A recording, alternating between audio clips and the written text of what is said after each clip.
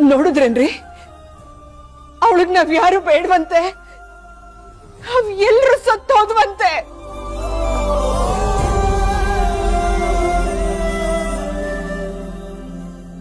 ಇದು ಒಂದೇ ಒಂದ್ ಕೇಸಿಂದ ನಮ್ಮ ಮನೆನೇ ಮುರಿದು ಹೋಗ್ತಾ ಇದೆ.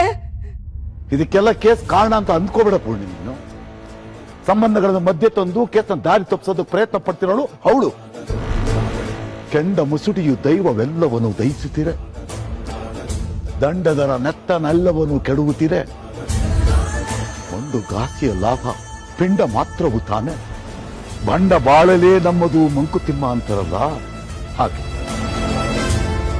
ಈ ಜೀವನನೇ ಒಂಥರ ಯುದ್ಧದ ತರ.